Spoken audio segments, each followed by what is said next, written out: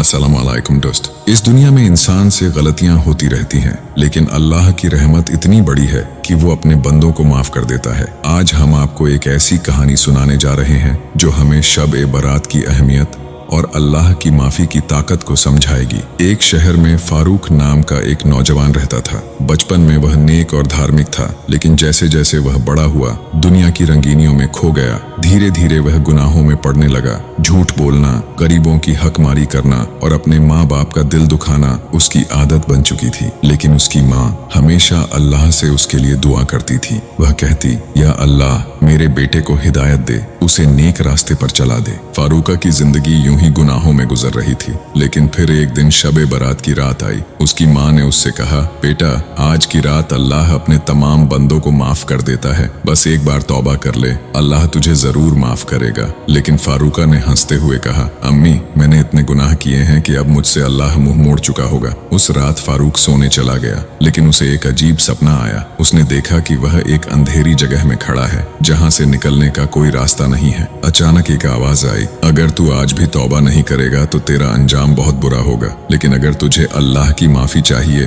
तो आज की रात तौबा कर ले। फारूका घबरा कर उठ गया। उसकी आंखों से आंसू बहने लगे। उसे अपनी सारी गलतियों का एहसास हो गया। उसने तुरंत वुजू किया, सजदे में गिर पड़ा और सच्चे दिल से तौबा करने लगा। उसने अल्लाह से रो रो कर दुआ की, या अल्लाह, मैं बहुत बड़ा गुनहगार हूँ, लेकिन तेरी रहमत मेरे गुनाहों से ज्यादा बड़ी है, मुझे माफ कर दे। सुबह जब उसकी माँ ने उसे नमाज पढ़ते हुए देखा तो उसकी आंखों में खुशी के आंसू थे। फारूका अब बदल चुका था। उसने अपनी बाकी जिंदगी इबादत और नेक कामों में बिताने का इरादा कर लिया। भाइयों और बहनों, शब-ए बारात की रात अल्लाह की रहमत से भरपूर होती है। यह रात हमें मौका देती है कि हम अपने गुनाहों से तौबा करें और नेक रास्ते पर लौट आएं। अगर फारूका जैसे गुनहगार को अल्लाह ने माफ कर दिया तो हमें भी अपने गुनाहों पर शर्मिंदा होकर अल्लाह से सच्चे दिल से माफी मांगनी चाहिए। अगर आपको यह कहानी पसंद आई तो वीडियो को लाइक करें, शेयर करें और हमारे चैनल को सब्सक्राइब करें, ताकि हम आपको इसी तरह इस्लामी कहानियां सुनाते रहें।